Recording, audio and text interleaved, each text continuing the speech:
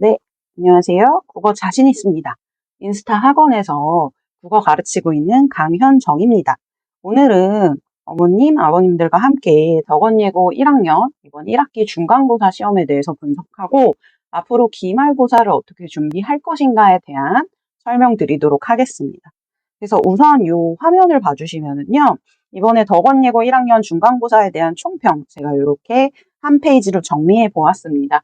1학년 같은 경우에는 덕원예고 같은 경우에는 음악과 그다음에 무용과 미술과 전부 동일하게 문제가 출제되었기 때문에 같은 내용으로 제가 분석해서 말씀드리도록 하겠습니다. 일단 보시다시피 가장 이제 보시면 이렇게 문제가 출제되는구나 하고 놀라실 부분이 사실 이 부분이죠.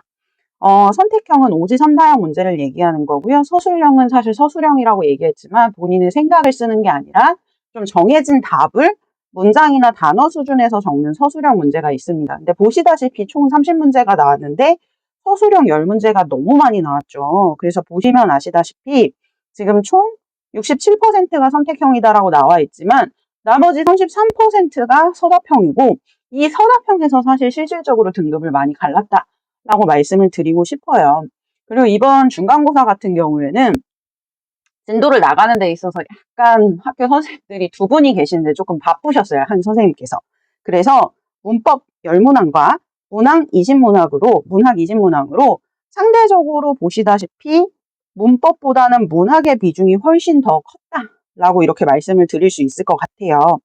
조금 더 자세히 보신다면은 문학 같은 경우엔 선택형 4세트에 총 13문항 나왔고 그게 이제 서술형도 4세트에 7문항이 좀 골고루 퍼져서 나왔다. 이렇게 생각을 해주시면 될 것 같아요. 그리고 아까 말씀드린 것처럼 문법은 총 10문제가 나왔는데 이 10문제가 선택형은 7문항, 7문항 나왔고요. 문법은 총 3문항 이렇게 나왔다라고 알고 계시면 되겠습니다. 근데 일단 제가 이제 이 시험에 대해서 숫자적인 거 말고 가장 좀 강조하고 싶은 걸 좀 이렇게 3가지로 옆에 정리를 해왔거든요. 여기 보시다시피 첫 번째, 등급을 가르는 키는 바로 서답형이었다. 덕원예고 같은 경우에는 지금 말씀드리는 것처럼 서술형이 10문항이 나온다라는 게 너무너무 중요합니다. 이게 1학년만 그런 게 아니라 모든 내신 시험에서 결국은 서술형이 뭐 적게는 8문항, 많게는 10문항 이렇게 나오게 되는데 이 서답형, 서술형이 바로 시험의 등급을 좀 가르는 문제다라고 이렇게 생각을 해주시면 될 것 같아요. 근데 또 문제는 사실 뭐냐면 아시다시피 우리 아이들이 그래서 너무 중요한 서술형만 틀려오느냐라고 한다면 아니죠. 방심하면 금물인 선택형 문제도 많이 틀려온다라는 거예요. 그리고 일단 내신이다 보니까 시험 문제가 전반적으로 암기를 요구하는 문제가 굉장히 많이 나오게 됩니다. 그래서 서술형이 너무너무 중요한 학교 시험이고 그리고 사실 선택형은 다 맞춰야 되지만은 아이들이 좀 방심하다 보니까 서술형이 아닌 선택형에서도 꽤 많이 틀렸다. 그리고 이거는 아까 말씀드린 것처럼 서술형하고 선택형하고 전부 통합이에요. 결국은 학교 내신 시험이기 때문에 암기가 중요하다. 이렇게 말씀을 드리고 싶어요.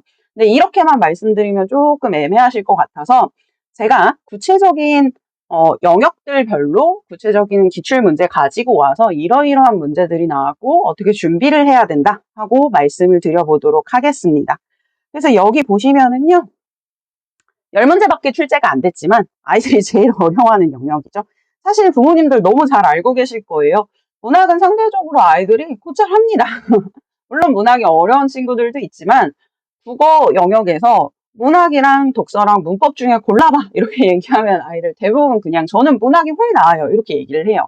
그렇다 보니까 비록 10문제밖에 안 나왔지만 결국 이 문법 영역에서 굉장히 등급이 많이 갈렸고 이 문법을 잘하는 게 1학년의 핵심이다 라고 다시 한번 말씀드리고 싶어요. 문법은 1학년의 핵심. 그래서 제가 이 문법 영역에서 한 2가지 정도를 좀 가지고 왔거든요. 아까도 제가 강조드린 것처럼 선택형이든 서술형이든 결국은 암기가 굉장히 중요한 내신 시험인데 특히 문법에서는 세부적인 문법 지식에 대해서 굉장히 많이 물어봤어요. 그래서 지금 보시다시피 옆에 보시면은 킬러 문제라고 나와 있죠. 사실 1등급하고 2등급을 가른 되게 중요한 문제다. 이렇게 봐주시면 될 것 같은데 이 킬러 문제, 16번 문제 같은 경우에는 아이들이 굉장히 많이 틀려왔어요. 이 수능형으로 문제가 좀 출제되는 게 특징이거든요. 지금 보시다시피 막 단순히 외워서 써라, 이렇게 중학교처럼 나오지 않아요. 수능형 같은 경우에는 이렇게 보기를 주고 난 다음에 요 보기에 예문 같은 것들, 실제 사례를 주죠. 사례를 주고 거기에 너의 지식을 적용해봐, 이렇게 물어보게 되거든요. 근데 문제는 사실 뭐냐면은 모의고사 같은 경우엔 거의 대부분 보기나 지문을 통해서 지식을 주는 편이에요. 그래서 사실 수능을 준비할 때는 내신을 준비할 때만큼 세부적인 지식을 다 암기할 필요는 사실 없거든요. 근데 내신은 전체 문법 범위가 아니라 특정 범위에서만 시험 범위가 나오다 보니까, 그리고 아까 말씀드린 것처럼 이번에 이제 문법 선생님께서 굉장히 진도를 못 나가셨어요. 3-1단원, 소단원 하나를 전체를 다 나가셔야 되는데, 이제 아무래도 수업 이제 막 수행평가도 하고 이것저것 하다 보니까 학기 초고 그러다 보니까 뭐 진도를 나갈 수 있는 현실적인 좀 한계가 있다 보니까, 그래서 3-1단원 전체를 다 나간 게 아니라 3-1단원을 딱 반만 나눠서 나갔거든요. 그렇다 보니까 굉장히 협소한 범위에서 시험 문제가 나오다 보니까 세부적인 지식을 물어볼 수밖에 없는 거죠. 그래서 여기 보시면 사실 여기 어쩌고저쩌고 말이 나왔는데, 아이들 대부분이 이 문제는 선지 1번의 조우미치, 이걸 기억을 못해서 틀려왔어요. 조우미치 같은 경우에는 지금 제가 잠깐 이제 페이지를 바꿨는데, 이런 식으로 여기 있는 표를 반드시 외워서 이렇게 진행을 해야 되거든요. 근데 이 표를 지금 보기에 주지 않았죠. 그렇다 보니까 아이들이 좋은 위치를 좀 정확하게 외우지 못하고 있는 상황에서 문제를 풀다 보니까 뭐지 이러면서 사실 세부적인 부분에서 틀리게 됐던 거예요. 그래서 이런 세부적인 지식을 물어보는 문법시험, 안타깝게도 기말고사에도 문법은 포함이 됩니다. 그렇기 때문에 이 세부적인 문법 지식을 물을 때는 단순 암기가 아니라, 사실 제가 아이들한테 제일 많이 강조하는 건데, 암기는 인풋이 아니라 아웃풋이 훨씬 더 중요하다고 얘기를 해요. 아이들이 외우라 그러면 막 열심히 쳐다보고 있거든요. 저 10번 봤어요, 15번 봤어요 이래요. 근데 그래놓고 문제 풀라고 시켜놓으면 다 틀려요. 그 이유는 왜 그러냐면, 사실 암기는 인풋, 내 안에 집어넣는 게 중요한 게 아니라 그걸 보고 있지 않을 때 내가 어떻게 아웃풋 꺼낼 수 있느냐가 더 중요해요. 그래서 이 아웃풋까지도 확인하는 식으로 수업이 이루어져야 되고 아이들한테 학습이 이루어져야 되는 영역이다, 이렇게 말씀을 드릴게요. 그래서 이렇게 얘기를 드리고요. 요거 말고도 사실은 아이들이 또 힘들어했던 킬러 문제가 하나 더 있었거든요. 그래서 문법의 킬러 문제 하나 더 보도록 하겠습니다. 여기 보시면은요, 네, 20번 문제죠. 보시면 알겠지만 내신이다 보니까 난이도를 높게 달라고 지금 킬러 문제에 계속 선지를 2개씩 골라라 이렇게 요구하고 있거든요. 근데 얘는 사실은 2가지에서 아이들한테 좀 덜거덕 걸렸어요. 아이들이 왜 덜거덕 걸렸냐면요. 첫 번째로 지금 제가 형광펜으로 표시한 아이들 있잖아요. 이원론이나 권력, 공권력. 이런 아이들은 좀 예외적인, 그러니까 문법의 규칙을 적용할 수 있다기보다는 예외적인 사례들이었어요. 그리고 얘는 사실 수업 시간에 선생님이 필기로 해주셨습니다. 근데 아이들이 이제 문법 공부를 할 때 문제점이 뭐냐면, 사실 이건 아이들의 문제점이라기보다는 저는 가르치는 사람들의 문제라고 생각을 하거든요. 문법은 뭐 비음이 아닌 게 비음을 만나서 비음이 되는 거야 하고 지식만 딱 가르쳐요. 근데 이렇게 가르쳐 놓으면 아이들은 황당할 수밖에 없어요. 왜? 사례 적용이 안 되거든요. 그래서 지금 제가 여기 나와 있는 것처럼 예문 학습이 반드시 이루어져야 된다라고 얘기를 하는 거예요. 예문 학습이 이루어지지 않으면 사실 문법 공부는 제가 생각했을 땐 60%도 안 한 거예요. 그래서 아이들한테 좀 막막할 수밖에 없는 거거든요. 그래서 저희 같은 경우에는 이제 뭐 미술과를 기준으로 말씀을 드리자면, 미술과가 이제 덕원예고 올해 1학년 학생들이 81명인데요. 근데 저희가 한 15명 조금 넘게요. 구체적인 숫자는 좀 어렵지만 15명 이상 저희가 반을 유지하고 있습니다. 그리고 저희 아이들이 굉장히 열심히 하는 아이들이기 때문에 수업에 학교 선생님 필기를 굉장히 많이 들고 와요. 그래서 저 같은 경우에는 이번에 사실 진도를 나갈 때 수업 시간에 다루는 필기, 이걸 애들 거 여러 명 거를 제가 한꺼번에 받아가지고 다 확인하고 크로스 체크를 해가지고 각각 반에서 가르쳤던 모든 예문을 다 정리했어요. 그리고 이거를 암기하고 외우고 가는 시간을 가졌거든요. 그게 뭐 현장에서 이제 클리닉의 형태로 외우기도 하지만 과제로 막 손으로 쓰기도 하고 이랬거든요. 그래서 다양한 형태의 과제로 결국은 공부하게끔 이렇게 무조건 수업을 할 때 좀 이루어져야 된다라는 거예요. 그래서 요렇게 수업을 이루었다라고 말씀을 드릴 것 같고요. 근데 안타깝게도 지금 20번 문제는 지금 사례만 한다라고 되는 문제가 아니에요. 이거 진짜 사실은 되게 어려운 문제거든요. 요 문제 스타일은요.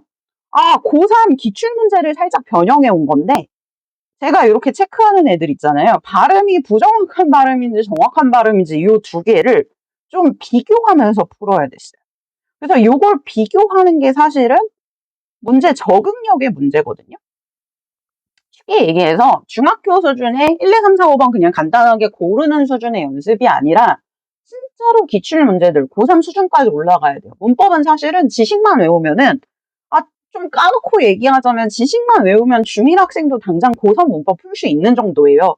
그렇기 때문에 학년과 상관없이 고3 기출도 사실은 우리 시험 범위에 포함이 된다 하면은 사실 좀 풀어봐야 되는 거거든요. 그래서 이 연습을 좀 많이 해야 된다. 그래서 다양한 문제 유형을 좀 접해봐야 된다. 그래서 요렇게 해서 아까 지금 제가 말씀드린 것처럼 세부적인 문법 지식 암기하고 수능형 문항을 많이 연습해서, 그러니까 거기에 플러스 학교에서 정해준 예문까지 많이 연습해서 공부를 해야 된다라는 거예요. 그래서 이 킬러 문제를 가지고서 어떻게 이제 수업을 진행을 하고 아이들이 어떻게 공부를 할 것인가 제가 좀 보여드려야겠죠. 그래서 저 수업할 때 쓰는 자료를 이제 그대로 갖고 왔습니다. 그래서 보시면은요, 첫 번째. 문법 전체 시험 범위를 암기시키는데요. 그냥 요새 애들 그냥 암기하라 그러면 절대 안 해요. 막 옛날처럼 막 손으로 빡빡이 이렇게 빽빽이라 그러죠? 연필로 열심히 글써 써와라. 절대 안 합니다. 그렇기 때문에 요 과제 스타일이 요새 아이들의 스타일에 맞춰야 되는 거예요. 그래서 저는 지금 보시면 알겠지만은 제가 시험 범위에 맞춰서 전부 이런 식으로 빈칸 이런 거를 쭉 줘요. 그리고 이걸 또 답지도 주고 그래가지고 애들이 들고 다니면서 답지 지운 것도 막 보고 답지도 보고 외우고 이런 식으로 좀 테스트가 이루어지거든요. 그리고 요 시험 범위에 해당하는 문법의 모든 지식을 이렇게 종이로 다 정리를 해서 암기할 때까지 정말 반복 테스트를 봅니다. 그래서 결국은 외우고 가게끔 이렇게 조금 좀 아이들이 괴롭긴 하겠지만은 와 이게 뭔가 된다라는 느낌이 있게끔. 그러니까 사실 제가 애들한테 괴롭지 않게 해줄게 라는 말은 못해요. 왜냐면 문법 자체가 괴로운 부분이니까. 암기가 사실 즐겁지는 않잖아요. 근데 대신에 괴로운 만큼 그냥 막상 그냥 괴롭고 답이 없는 것 같은 막막함은 안 주겠다라는 거예요. 괴롭긴 하겠지만은 뭔가 되고 있다라는 느낌을 주면서 암기할 수 있게끔 이런 시스템을 가지고 있고, 그리고 아까도 얘기 드린 것처럼 제가 예문 정리를 진짜 열심히 하는 편입니다. 그래서 교과서 내에 있는 예문은 당연하고요. 학교 선생님이 필기해 주시는 그런 예문들까지 전부 이렇게 보시는 것처럼 전부 연습을 해서 이거를 이제 암기할 때까지 좀 반복 테스트를 통해서 문법을 총 전부 외우고 들어갈 거다. 이런 식으로 준비를 해야 되고 이런 식으로 수업이 이루어지고 있다라고 조금 말씀을 드리도록 하겠습니다. 그래서 문법에 대한 이야기 이렇게 좀 가볍게 마무리를 하고요. 그리고 난 다음에 이제 아까 말씀드린 문학의 영역으로 좀 넘어가 보도록 하겠습니다. 문학 같은 경우에는요, 시험 문제 유형이 조금 명확하거든요. 이건 좀 애들이 너무 잘 맞춰온 어렵지 않은 문제였어서 제가 이거는 시험 문제로 갖고 오진 않았는데, 문학 문제 유형이 어때? 라고 한다면 문학 개념어 위주의 출제예요. 근데 개념어라 그러면, 위에 아이들이 뭐 첫째나 위에 언니, 둘째, 뭐 오빠 이런 애들이 있었으면은 어머니 금방 알아들으실 수 있으실 텐데 아무래도 또 지금 우리 덕언니고 1학년 애가 난 첫째다 뭔지 모르겠다 이러실 수도 있으니까 제가 설명을 드리자면 문학 개념어는 표현법이에요. 그래서 쉽게 얘기해서 지규가 쓰였네, 비유가 쓰였네, 아니면은 소설에서 시점이 1인칭 주인공 시점이네 이런 거 얘기하는 거거든요. 사실 이런 지식들은 중학교 때부터 우리가 쭉 공부를 해요. 근데 이게 결국은 이제 수능, 고3 때까지 쭉 공부가 되지는 거거든요. 아마 음악과 어머님, 아버님들께서는 이번에 이제 아이들 입학 전에 학교에서 과제로 EBS 나비 효과를 봐라 이런 거 들으셨을 거예요. 그게 사실은 지금 제가 적어드린 문학 개념어에 대한 수업 위주로 이루어지는 수업이거든요. 이게 사실은 고1의 가장 기본이 되는 지식이라고 저는 생각이 들어요. 저희가 내신도 내신이지만 사실 내신만으로 대학을 가기에는 한계가 있는 부분도 있잖아요. 수능도 준비를 해야 되잖아요. 문학 개념어는 사실 수능 문학의 가장 기본입니다. 그리고 가장 기본인 걸 덕원예고는 1학년 때 반드시 해야 된다라고 생각을 해요. 근데 제가 적지는 않겠지만 말씀으로 드리자면은 사실 2학년 때 이제 2학년 1학기 때 문학 시험을 보는데 그때도 사실은 문학 개념어 문제가 선택형의 절반 이상을 차지합니다. 그래서 학교 내신을 잘 하기 위해서 이 문학 개념어를 굉장히 잘 맞춰야 되고 이거는 사실 기본 점수라고 생각을 해주시면 좋겠어요. 그래서 이 부분은 구체적인 작품, 그러니까 내신에 들어가는 작품에 있는 표현법들을 다 외우는 것도 중요하지만 저희가 멀리 결국은 수능까지 공부할 거기 때문에 평소에 좀 공부를 하면 지식으로 마음속에 좀 새겨놔야 된다. 제가 웃은 이유가 사실 왜 그러냐면 어쩔 수가 없어요. 문학도 사실은 지식적인 부분이 분명히 있거든요. 구체적인 작품을 읽기 전에 꼭 문법 같은 영역이 있어요. 근데 그런 영역들이 워낙 기본적이다 보니까 고1 때 반드시 이런 걸 해야 된다라고 말씀을 드릴게요. 자, 그거 말고 이 기본 문제 말고 사실 아이들이 조금 까다로워했던 서답형 문제나 이제 킬러형 문제 같은 것들에 대해서 말씀을 드리자면 이게 문제. 본문 내용과 수업 필기에 충실하지 않으면 사실은 학교 시험에 맞출 수가 없어요. 근데 툭 까놓고 얘기하자면 저는 이거 당연하다고 생각해요. 왜냐면은 학교 시험은 제가 내는 게 아니라 학원 선생님이 내는 게 아니라 학교 선생님이 내시는 거잖아요. 그럼 당연히 출제자의 말을 잘 듣는 게 제일 중요하지 않습니까? 근데 문제는 뭐냐면 우리 아이들이 학교에서 너무 피곤해요. 실기도 밤늦게까지 해야 되고 그리고 학교 자체가 워낙 또 가까이 살면 좋겠지만 좀 멀리 사는 친구들도 많잖아요. 그래서 등하교만으로 사실은 진을 많이 빼기 때문에 학교 수업에 충실하게 좀 따라가기 어려운 부분도 있거든요.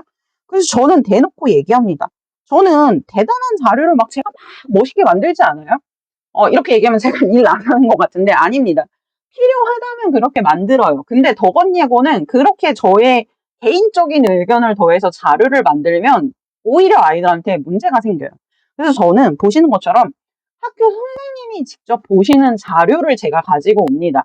제가 이화여대 국어교육과 나왔거든요. 그래서 사실 학교 선생님 친구들이 굉장히 많아요. 그래서 각 출판사에서 학교 선생님들만 보라고 몰래 주는 자료가 있는데 저는 그 자료 다 모아서 그대로 덕원예고에 맞춰서 그대로 만들어 오고 대놓고 말씀드리자면 제가 여기에 자랑은 직접적으로 안 썼는데 이번에 이제 1학기 그 수행평가에서 문학과 수행평가에서 봄봄이라는 소설 했는데 거기 수행평가 문제를 제가 다 맞췄습니다. 근데 제가 대단해서가 아니라요.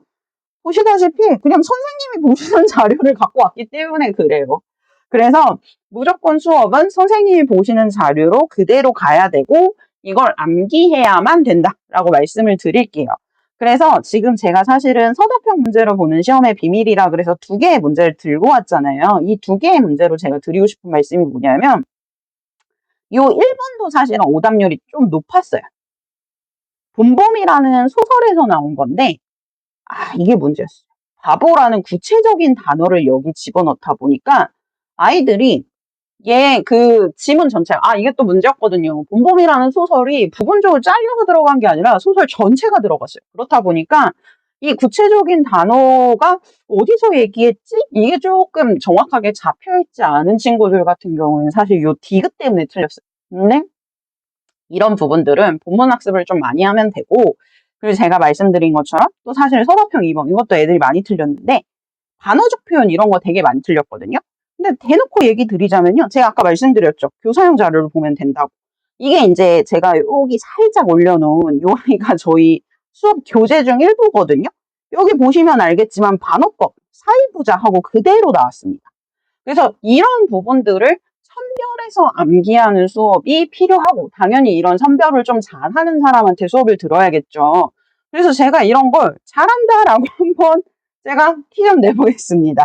그래서 문학 서답형 문제를 제가 두 문제를 더 갖고 왔거든요.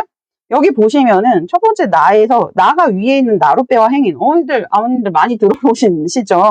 그래서 실현을 의미하는 걸 하나만 찾아 써라 이런 식으로 나왔는데 지금 보시면은 요게 제가 뒤에서 한 번 더 말씀드리겠지만 제가 직부 때 주는 자료예요.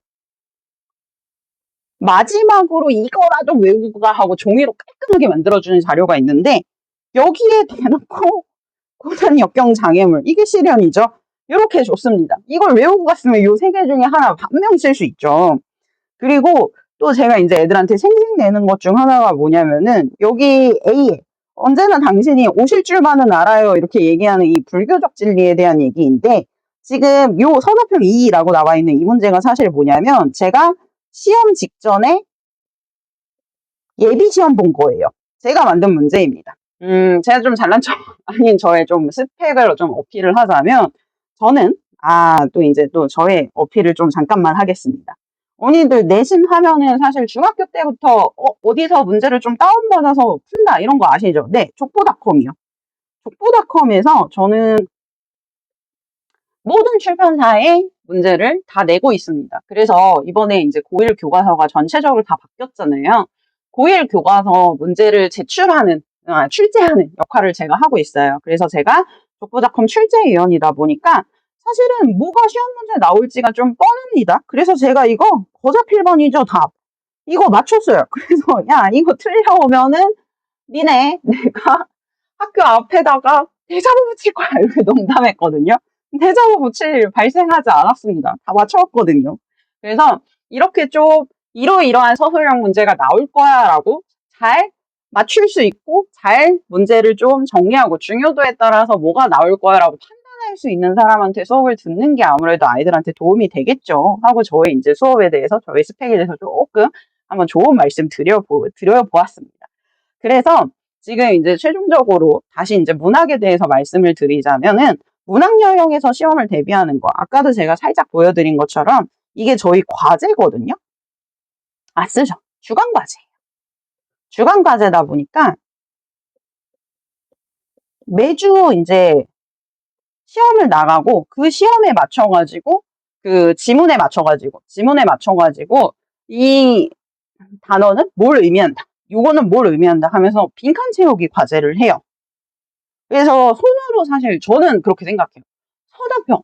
객관식은 괜찮아요. 객관식은 그냥 고르면 돼요. 근데 서다평을 맞추기 위해선 결국은 손글씨로 써야 된다라고 생각합니다. 그래서 이렇게 빈칸 채우기 과제를 하면은 이 아이들이 전부 맞출 수밖에 없게 되는 거고요. 더 나아가서 이거는 좀 어필하고 싶다라고 얘기하는 학생이 있어서 제가 슬쩍 갖고 왔는데 본문 이렇게 필기하는 거 쭉 적는 거 이런 것들을 했어요. 그래서 이런 과제들을 충분히 하다 보면은 무조건 맞출 수밖에 없다. 이렇게 말씀을 드리도록 하겠습니다. 그래서 이제 지금 말씀드린 것처럼 문법하고 문학에 대해서 시험 어떻게 나왔고 어떻게 정리하고 어떻게 대비하면 된다 말씀드리는 거 다시 이제 최종적으로 정리해 드리도록 하겠습니다. 말씀드린 것처럼요. 문제는 10문제, 20문제였는데 문법이 훨씬 아이들한테 더 체감상 어려운 문제였다. 그래서 문법 같은 경우에는 시험의 등급을 결정하는 아주 중요한 영역인데 결국은 뭐가 핵심이다? 지식 암기와 예문 정리가 핵심이다. 그리고 수능형 문제에 익숙해지도록 다양한 고3 문제까지도 풀어보는 연습이 필요하다. 이렇게 말씀을 드리고요. 문학 같은 경우에는 사실 상대적으로 아이들이 수월하게 해결한 영역인데 그 중에서도 이제 문학 개념어 굉장히 중요하다. 표현법 같은 것들이 중요하다라는 건데 이거는 단순히 1학년 내신에서만 중요한 게 아니라 고2 문학 내신에서도 너무 중요하고 결국은 수능까지도 연결되는 중요한 지식이다. 그리고 서술형, 서답형은 결국은 필수 구절을 좀 암기해야 되는데 그 필수 구절을 좀 중요도에 따라서 잘 맞출 수 있는 그런 수업을 하면 참 좋겠다. 그래서 이렇게 중간고사에 대한 총평을 좀 마무리하도록 하겠습니다. 근데 이렇게 중간고사에 대한 얘기만 하면은 조금 심심하실 거예요. 그래서 제가 프리뷰로 기말고사는 이렇게 나옵니다. 라고 설명드리고 이제 추가적으로 저 수업 관련돼 가지고 조금 더 말씀드리도록 할게요. 제가 아까도 말씀드린 것처럼 문법은 고1의 핵심입니다. 그리고 어쩔 수 없어요. 저희 아이들이 수능에서도 결국은 문법을 필수적으로 봐야 하는 아이들이기 때문에 문법을 전부 다 공부해야 되거든요. 근데 아까도 얘기 드린 것처럼 3-1단원이 전체 들어간 게 아니라 절반 정도밖에 못 들어갔어요. 그래서 지금 중간고사 때부터 이미 공지가 나왔거든요. 기말고사에는 3-1단원 전체를 내겠다. 응원의 변동 전체를 내겠다라고 얘기를 했어요. 근데 문제는 사실 뭐냐면은 문법이 사실 5-1단원에도 숨어 있어요. 제가 높임 표현 이렇게 넣어놨는데 사실 높임 표현 말고도 시제 표현, 피동, 사동 인용 표현 이런 애들이 쭉 다 시험 범위에 들어가거든요. 그래서 기말고사의 문제점은 뭐냐면 결국은 문법이 엄청 그냥 객관적인 비중 자체가 엄청 늘어나는 시험이 될 거라는 거예요. 그래서 이 부분에 대해서 공부를 해야 된다 말씀을 드리고요. 제가 문학에서는 사실 강조를 안 드려뒀던 이유가 왜 그러냐면 올해 이제 교과서가 바뀌면서 나라의 정책이 사실 문학보다는 정말 그냥 글을 읽는 것, 문학 말고 다른 지문들도 읽는 연습을 하자. 그래서 문학이 아닌 소위 말하는 비문학이죠. 비문학 이제 독서 영역이 시험 범위로 들어오게 돼요. 문학은 이제 2학기 때 어려운 거예요. 고전 문학이라 그래서 옛날 고려시대, 조선시대 작품 그때 공부할 겁니다. 그래서 그건 나중에 말씀드리고요. 독서 영역이 이제 시험 범위에 당장 기말고사에 들어오게 돼요. 그래서 2단원과 4단원 시험 범위 예상 가능한데 2단원 이미 진도 나갔다라고 제가 확인을 받았습니다. 근데 이 2단원도 결국은 사실 그냥 저는 그렇게 생각해요. 문학이 아닌 글은 그러니까 문학적 표현을 썼느냐 아니느냐의 문제인 거지 결국은 사실 그 글을 읽는다라는 기본적인 결은 같거든요. 그래서 중간고사 시험 기조에 맞춰서 결국은 본문 암기 작업이 조금 필요하고 이 부분에서 서다평, 서술형이 굉장히 중요할 겁니다. 그래서 이런 부분들을 공부해야 된다라고 기말고사에 대한 안내를 드리도록 할게요. 그래서 이런 부분들을 다 합쳐서 제가 어떻게 수업을 준비하고 어떻게 인스타학원에서는 수업을 하고 있다라고 말씀을 드려야겠죠. 그래서 이제 이것까지 제가 말씀드리도록 하겠습니다. 일단 덕원예고 같은 경우에는요, 1학년 인스타학원에서는 음악무용과 반이 한 반이 개설되어 있고요. 미술과 반이 지금 2개의 반으로 좀 구성되어 있습니다. 저희가 미술과 인원이 조금 많아요. 그렇다 보니까 이 친구들을 이제 한 번에 모아서 수업을 해도 되긴 하는데, 근데 그러면은 개인적인 터치가 되게 부족하잖아요. 그래서 미술과 같은 경우에는 2번 오게 되는데, 금요일은 같이 오고, 월요일, 일요일은 좀 각각 와가지고, 저하고 월요일, 일요일 날 따로따로 조금 더 터치하면서, 호흡하면서 개개인으로 제가 봐주는 식으로 이렇게 수업이 진행이 돼요. 그리고 음악무용과 같은 경우에는 저는 사실 국어 많이 했으면 좋겠거든요. 근데 아이들이 너무 바쁘잖아요. 그래서 음악무용과는 주 1회 금요일에 한번 와가지고 3시간 동안 이제 수업이 진행된다. 이렇게 아시면 될 것 같아요. 그래서 이렇게 수업이 진행이 되면은 일단 수업에 오게 되면 정규 교재랑 워크북 아까 말씀드린 주간과제 이렇게 받게 됩니다. 그리고 이제 저는 제일 중요하게 여기는 게 사실 뭐냐면은 테스트를 진짜 중요하게 여겨요. 제가 아이들한테 제일 많이 하는 얘기가 뭐냐면 테스트는 내가 너네를 판단하고 내가 너네를 괴롭히려고 하는 게 아니다. 너희를 판단하는 건 내가 아니라 학교의 내신 시험이고 그 전까지 나는 도와주는 사람이기 때문에 시험이라는 장치를 이용해서 너네를 공부시키는 거라고 얘기를 하거든요. 그래서 매주 진도 나간 부분에 대해서 이제 리뷰 테스트를 좀 다양하게 봅니다. 객관식으로도 보고 서답형으로도 보고 학교 시험이 그렇다 보니까. 그래서 그렇게 진행을 해요. 그래서 이런 부분 또 진행이 된다. 이렇게 아시면 될 것 같고, 그리고 과제를 받아서 이제 제가 또 피드백을 해요. 그래서 이런 부분에 대해서 제가 살짝 적어놨는데, 노션이라는 프로그램이 있어요. 그래서 노션이라는 프로그램, 이제 제가 부모님들께 인사드리면서 개별적인 링크를 보내드리거든요. 학생 개개인의 링크를. 그래서 그 링크로 들어가시면 애가 출결은 어떻게 하고 있는지, 리뷰 테스트 어떻게 보고 있는지, 과제 잘 하고 있는지 바로바로 실시간으로 확인하실 수 있어요. 그리고 과제가 정말 안 된다. 그러면 이제 제가 개별적으로 따뜻한 조언 부탁드린다고 연락을 드리거든요. 그래서 그런 부분들 실시간으로 보시면서 소통하면서 이렇게 수업이 이루어진다라고 보시면 될 것 같아요. 그래서 정규 수업은 지금 말씀드린 것처럼 테스트와 과제 이런 게 중요합니다. 그리고 질의응답이 이제 진행이 되는데요. 이 질의응답 같은 경우에는 사실 미술과는 일주일에 2번 오고 그러니까 시험 범위가 똑같은데 미술과가 수업이 훨씬 많잖아요. 그래서 미술과 같은 경우에는 사실 현장에서 제가 수업 진행하고 30분에서 한 40분 정도 클리닉 진행하는데 그 클리닉 시간에 사실 질의응답이 충분히 이루어져요. 근데 음악과 같은 경우에는 음악무용과 같은 경우는 그게 좀 불가능하죠. 그래서 제가 매주 토요일 날 줌으로 이제 시간을 정해서 받거든요. 근데 그 시간에 이제 참석을 못한다 하면 이제 개별적으로 제가 똑같은 걸로 따로 받아가지고 막 장문에 답장도 보내주고 아이들한테 영상으로 지금 보시는 것처럼 이런 영상으로 찍어서 보내주기도 합니다. 그래서 이렇게 매주 질의응답 진행이 됩니다. 그래서 이렇게 이제 내신 수업을 하고요. 그리고 난 다음에 내신 진도가 다 나가게 되면 피드백 주간을 맞이하게 되거든요. 저는 피드백 주간이 정말 중요하다고 생각합니다. 왜냐면은 제가 이걸 만들어줘요. 주간과제 애들 열심히 하잖아요. 아시겠지만 공부해보셨겠지만 사실 아이들은 틀린 문제 다 틀립니다. 제가 만들어주는 주간과제는 사실 기출이 있다면, 그러니까 이전에 다른 교과서에서 요 지문이 실렸다 한다면 그 학교에서 본 전국의 모든 기출을 끌고 와가지고 아이들이 풀어봤으면 좋겠는 문제들을 쭉 모아서 과제로 만들어주는 거거든요. 그리고 없으면 이제 제가 새로 문제를 만듭니다. 사실 독서 영역은 없을 거예요. 그래서 제가 새로 만들 건데, 근데 그렇게 해서 문제를 받게 되면은 아이들은 틀린 문제를 또 틀려요. 그 틀린 문제만 맞춰도 자기 점수에서 15점은 더 잘 맞출 수 있는데 결국은 오답을 안 해서 틀려요.